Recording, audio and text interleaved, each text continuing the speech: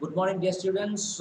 Today we are going to just go through the theme and then recapitulate what we learned yesterday, and then we shall proceed. Right?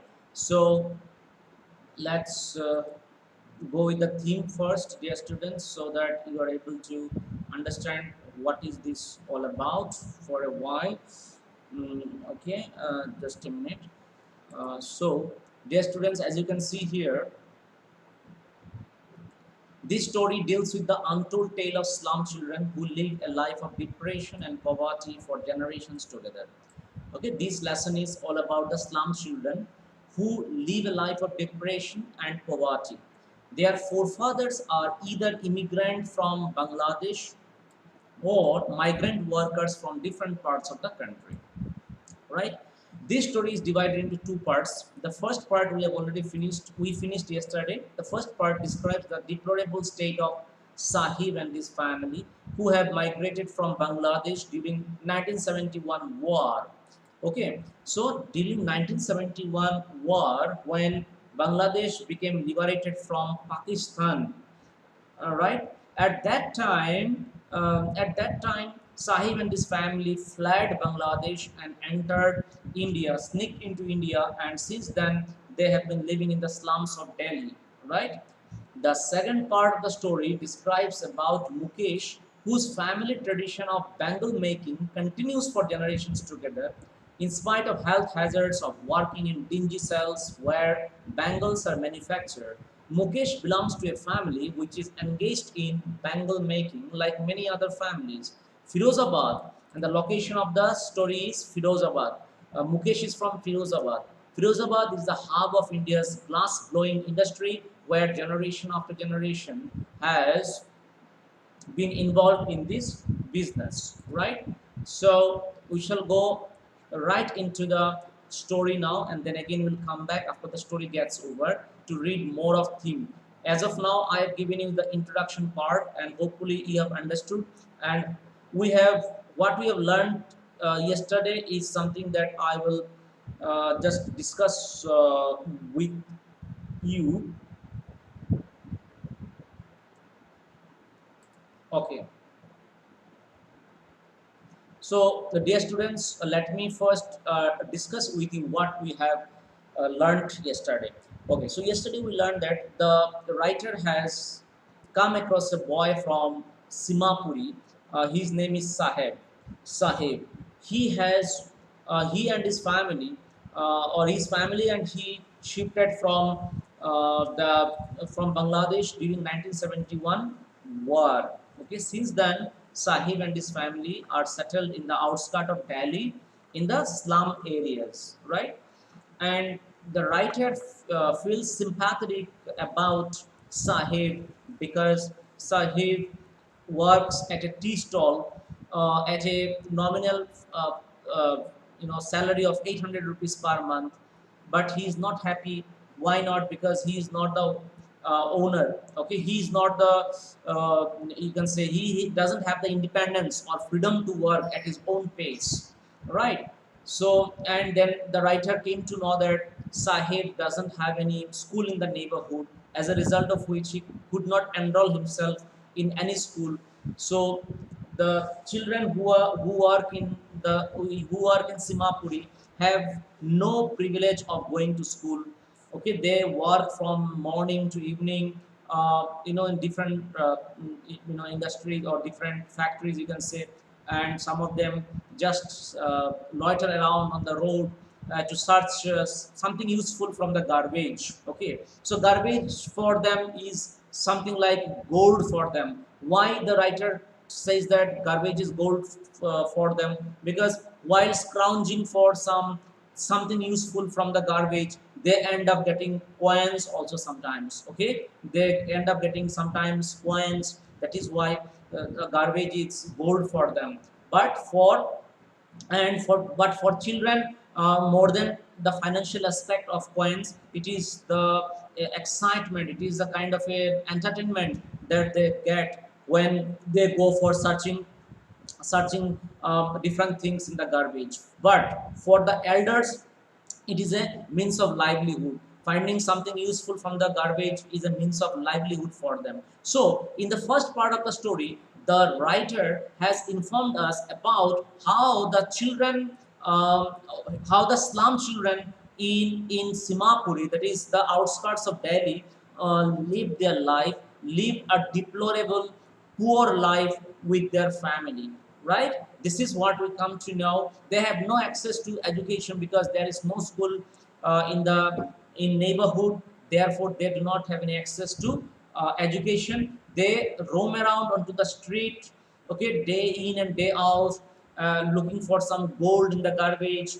Why gold? Gold is a metaphor for something useful.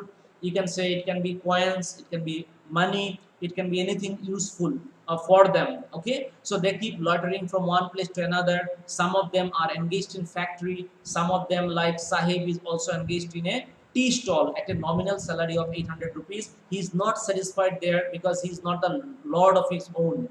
Okay, because he has to work under somebody, he has no freedom.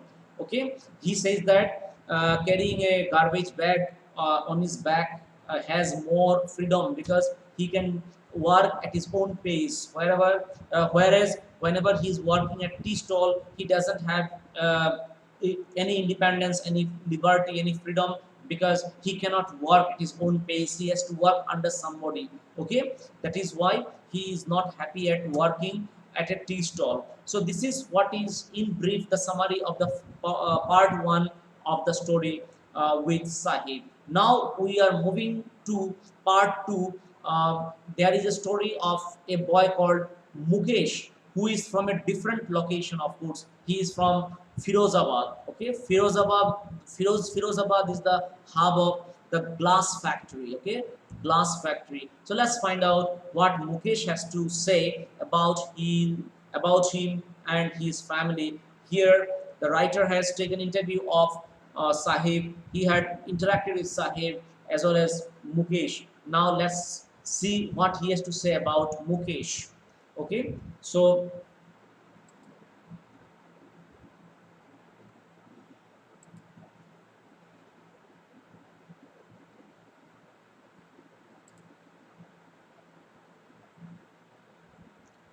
okay, the second part of the story begins from I want to drive a car.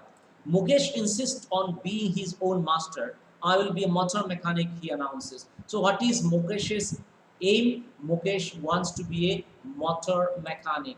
Mukesh wants to be a motor mechanic. So, says I will be a motor mechanic. Do you know anything about cars? I ask. Do you know anything about cars? The narrator asks Mukesh. I will learn to drive a car, he answers. He says, I will learn to drive a car, he answers, looking straight into my eyes. His dream looms like a mirage amidst the dust of streets that fills his own town, Firozabad, famous for its bangles. So, what is Firozabad famous for? Firozabad is famous for its bangles, right? Every other family in Firozabad is engaged in making bangles. Every other family in Philosopher has a family business of making bangles. It is the center of India's glass blowing industry, where families have spent generations working around furnaces, welding glass, making bangles for all the women in the land, it seems. So, uh, Firozabad is the hub of India's glass blowing industry, where families spend generations together working around furnaces, welding glass, making bangles. Okay, there. So Mukesh's family is among them. None of them know that it is illegal for children like him to work in the glass furnaces with high temperatures, in dingy cells without air and light, that the law, if enforced, could get him and all those 20,000 children out of the hot furnaces where they slog their daylight hours, often losing the brightness of their eyes. Mukesh's eyes beam as he volunteers to take me home, which he proudly says is being rebuilt. We walk down. Okay, so dear students, let me explain you till this point first. So Mukesh's family is one of those families in Firozabad who are engaged in glass furnace industry.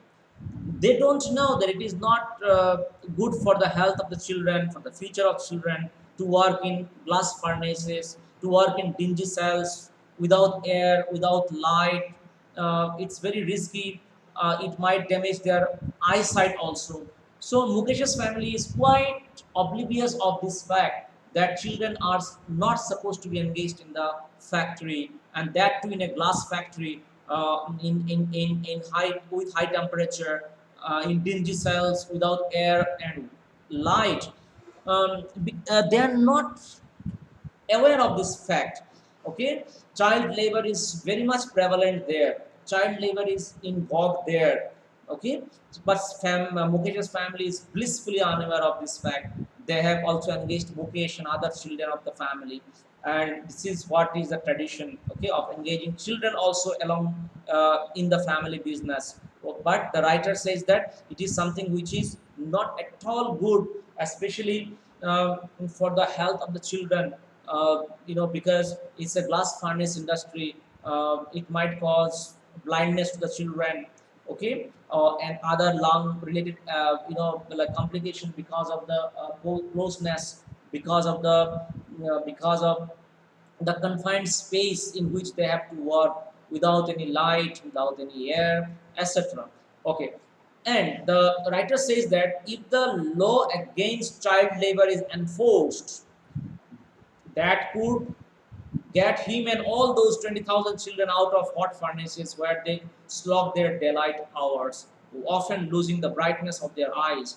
And they do work. 20,000, not only Mukesh. Mukesh is the metaphor for all the 20,000 children who work in factories.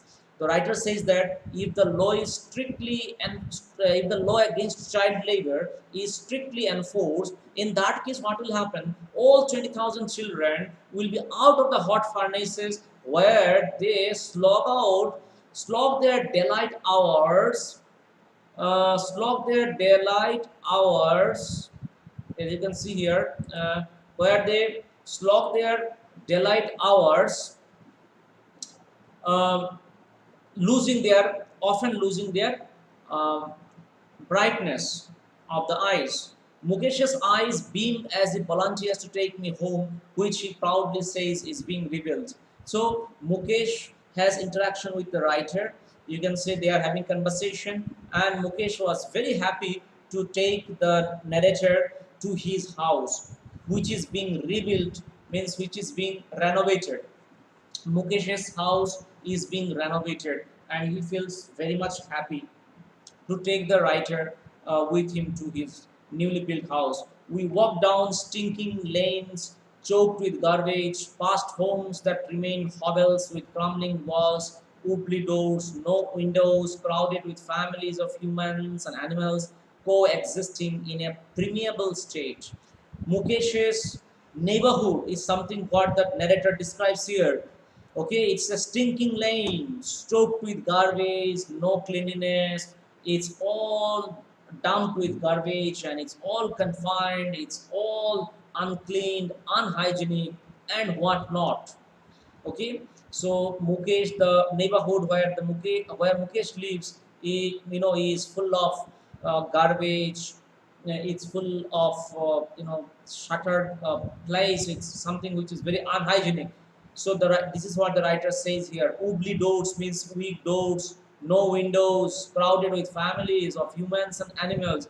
Humans and animals are living together in a very confined space, in a like in a permeable like a permeable state. Okay, permeable means like ancient way people used to live. The same way Mukesh is living with his family.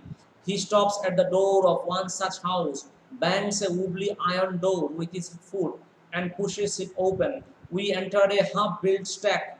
In one part of it, thatched with dead grass, is a firewood stove, over which sits a large vessel of sizzling spinach leaves. On the ground, in large aluminium platters, are more chopped vegetables. A frail young woman, frail means weak, a frail young woman, frail means weak,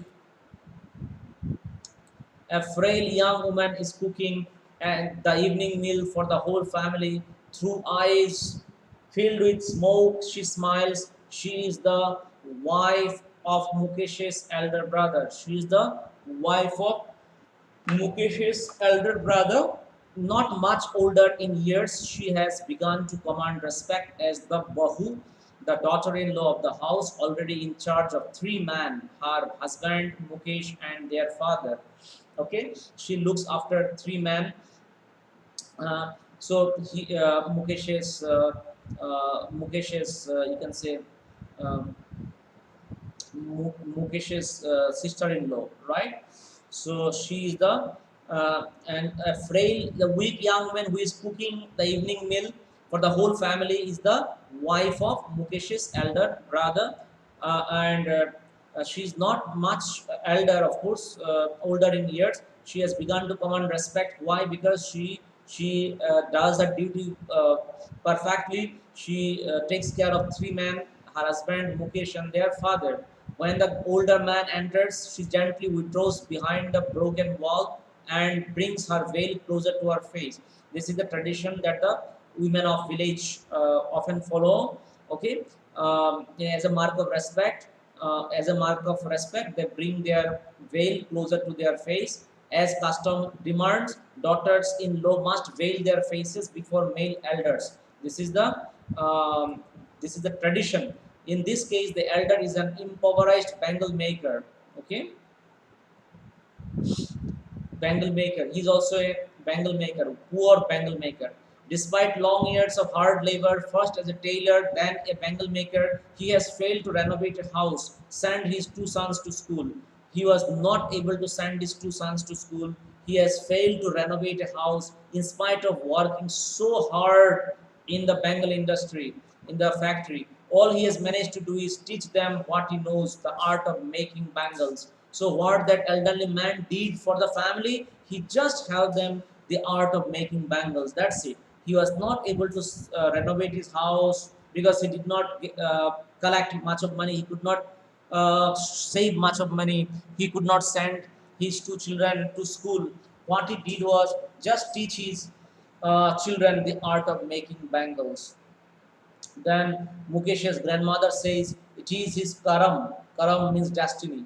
Okay, Mukesh's grandmother says who has watched her own husband go blind with the dust from polishing the glass of bangles. Okay, so this is the demerits of working in glass factory. Okay, eyesight becomes poor. You might end up being blind as well. So can a God-given lineage over ever be broken? This is what Mukesh's grandmother says. It's Mukesh's grandmother thinks that it's a God-given lineage. This family business of bangle making is something which has been given to them by God Himself. That is why she says, "Can a God-given lineage ever be broken?" She implies, born in the caste of bangle makers, they have seen nothing but bangles. Okay, so they were born in the caste of bangle makers. They have seen nothing but bangles in the house, in the yard, in every other house, every other yard, every street in Philosopher. Spirals of bangles, sunny gold, paddy green, royal blue, pink, purple, every color born out of the seven colors of the rainbow. The color of the bangles lie in mounds in unkempt ears. Unkempt means dirty ears are piled on four-wheeled hand carts pushed by young men along the narrow lanes of the shanty town, and in dark apartments next to lines of flames of flickering well lamps. Uh, Sit boys and girls with their fathers and mothers, welding pieces of colored glass into circles of bangles. Their eyes are more adjusted to the dark than to the light outside. That is why they often end up losing their eyesight before they become adults. So, before they become adults, they end up losing their eyesight because they work in blast furnace industries, in dingy cells, in front of hot furnaces. So this is what causes blindness to their eyes, but they cannot get away from this family tradition of bangle making. They have, because they consider, like Mukesh's grandmother considers this as a god given lineage. it's a family business, so it is something which they consider to be god given. Therefore they cannot come out of this business of bangle making, but they are somehow managing to earn their bread, okay, at the cost of their health. Okay, now we shall learn something about Savita. Okay, so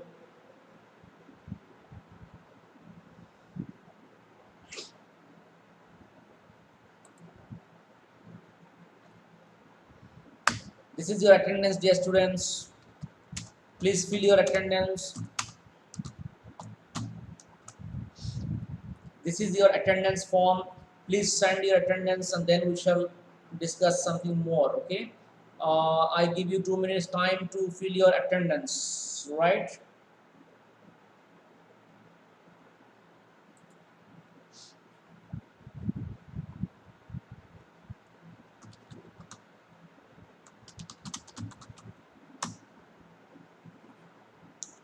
I give you 2 minutes time to fill up the attendance sheet. Come on, do it fast.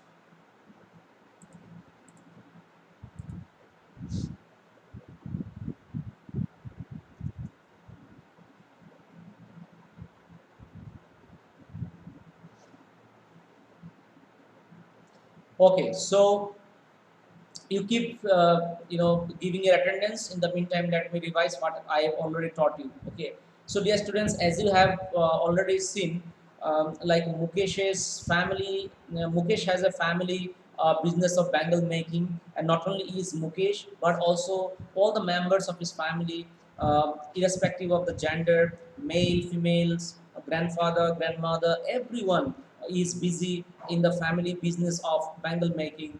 They are earning money, but at the cost of their eyesight. Okay, they have to spend the entire day inside a dingy cell in front of the hot furnaces, uh, at a very heavy price of causing damage to their health, to their eyes. Okay, they go to the extent of losing their eyesight also, but they cannot come away from this family tradition of bangle making, because Mukesh's grandmother thinks that this is a family tradition which is given by God. So it's a God-given, lineage. This is what they consider their family business of bangle making, which is they are in every household in a place called Firozabad. So we have got so far in the second part of the story that Mukesh being a representative of Firozabad. Mukesh is a metaphor for all the boys, all the boys of Firozabad, all the children of Firozabad who are engaged in the bangle making industry. Child labor is very much involved there, and if the law against child labor is enforced strictly, then a lot of children will come out of these dingy cells. But it is in India, laws are not enforced strictly, right? Laws are there, but they are not enforced strictly. That is why a lot of children are engaged in factory, which is against the law. No child is till they achieve 18 years of age is allowed to be involved in any kind of factory. What is happening? Child labor is very much involved, very much prevalent there, and Mukesh is one of the victims, of course. So now let's find out the story of Savita. Now, who is Savita? Savita, a young girl in drab pink dress, sits alongside an elderly woman soldering pieces of glass as her hands move mechanically like the tongs of a machine. I wonder if she knows the sanctity of the bangles she helps make. It symbolizes an Indian woman's suhag, auspiciousness in marriage. Okay. So Savita, a young girl, is also engaged in such business. Okay.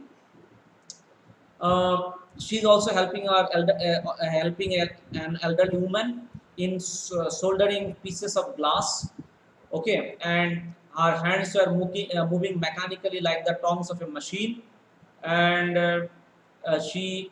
But the writer wonders whether she knows the sanctity of the bangles she helps make. Sanctity of the bangles means when a wife is now when a woman is married, she wears bangles. Okay, so and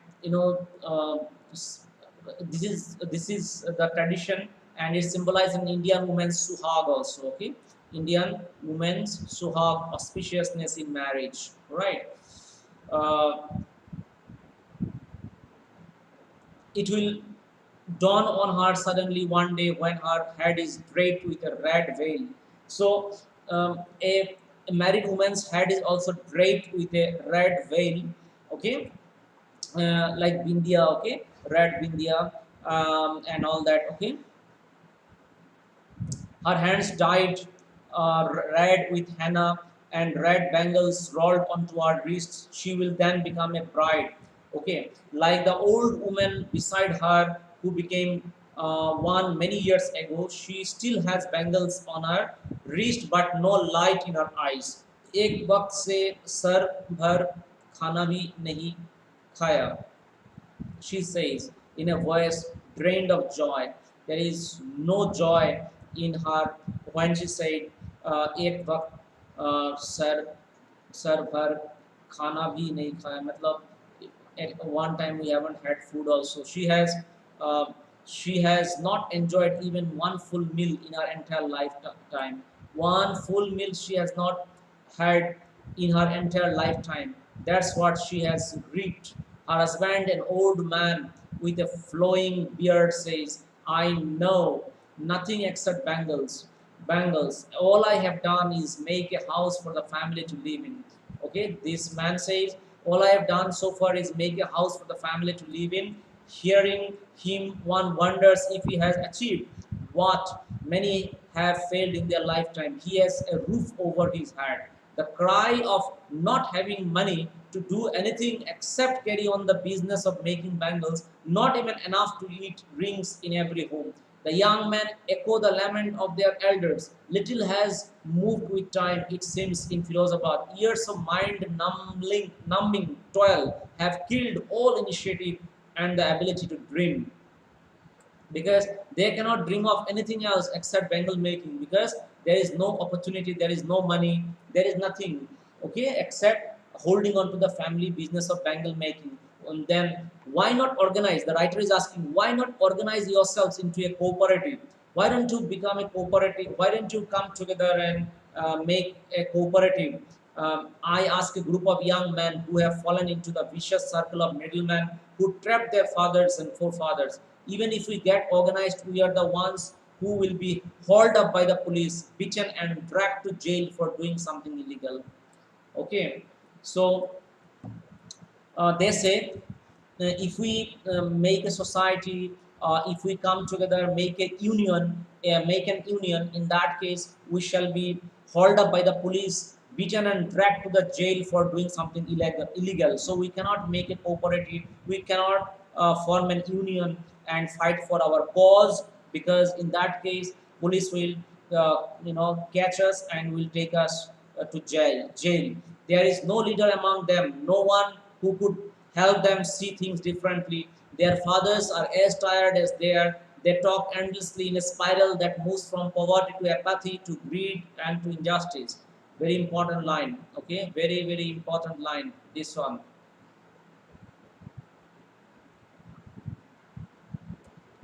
They talk endlessly in a spiral that moves from poverty to apathy. Apathy means indifference, to greed and to injustice. Okay, so there's a vicious cycle, even here, because their poverty does not seem to end. Actually, it's a kind of a, they are in a kind of a spiral. They come back, like the circular path. They keep coming to the same position, after some time, because there is a poverty.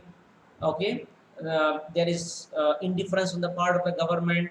Okay, there is greed and injustice in the form of exploitation, because middleman and politicians exploit them also. Okay, so that is why it's a, they are caught in a vicious circle from where they cannot come out. Listening to them, I see two distinct worlds, one of the family caught in the web of poverty. So two distinct worlds they are suffering from. One is of the family caught in a wave of poverty, burdened by the stigma of caste in which they are born.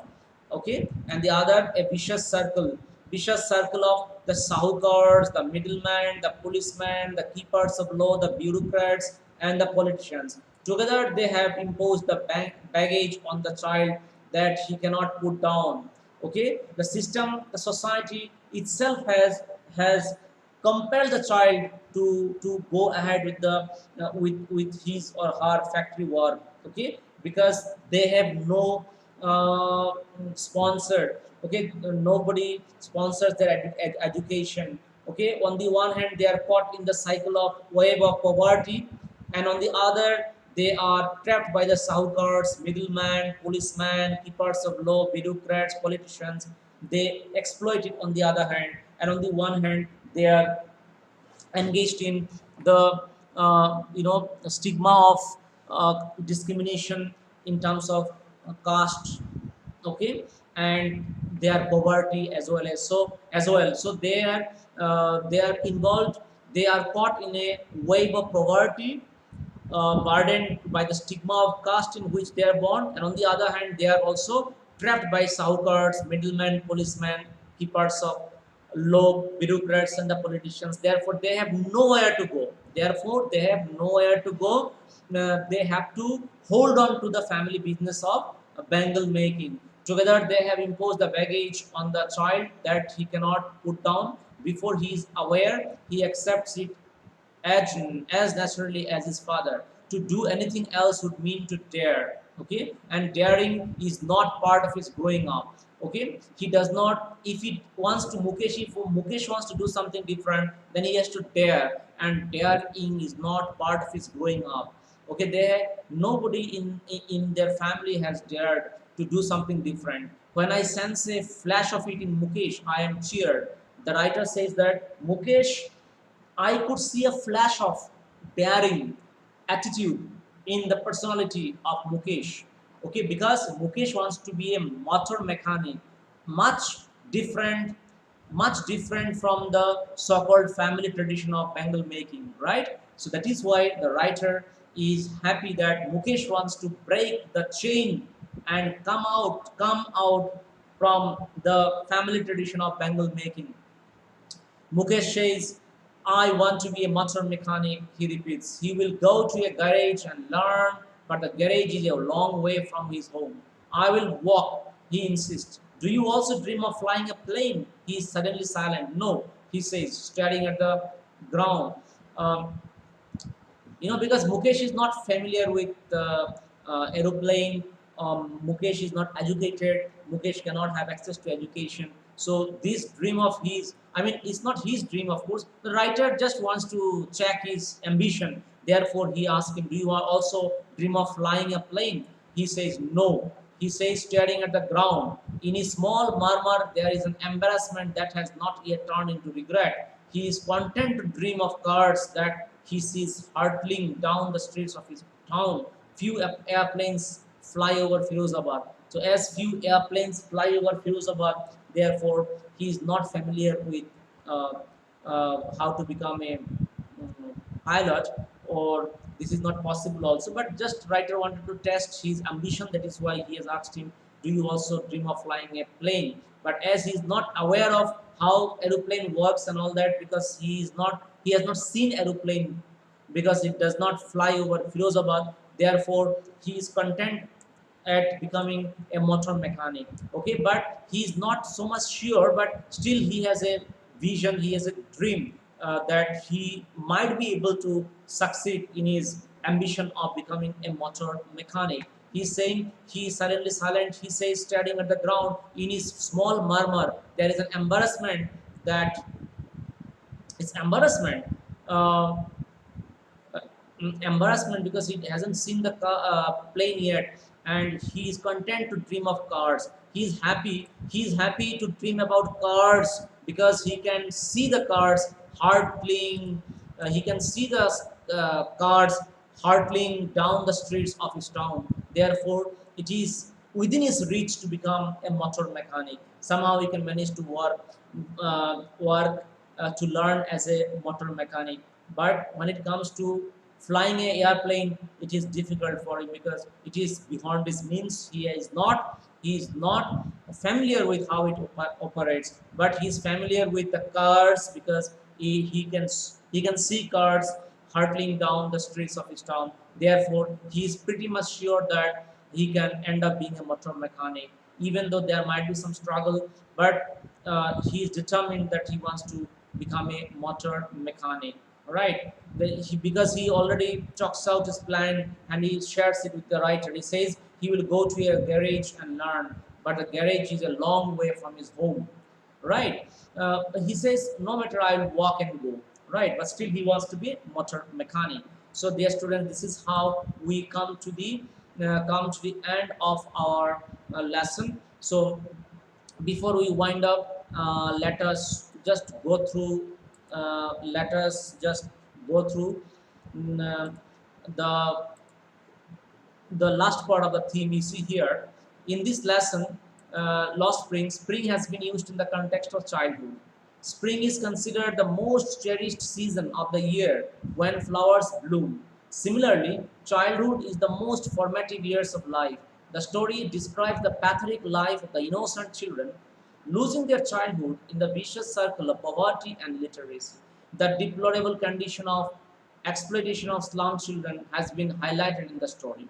So, what is highlighted? The deplorable condition of exploitation of slum children has been highlighted in the story. Saheb and Mukesh are metaphors for all some slum children who fall prey to the family tradition of rag picking and bangle making profession, respectively, with Mukesh being the exception as he wants to be a motor mechanic, breaking the family tradition of bangle making, right?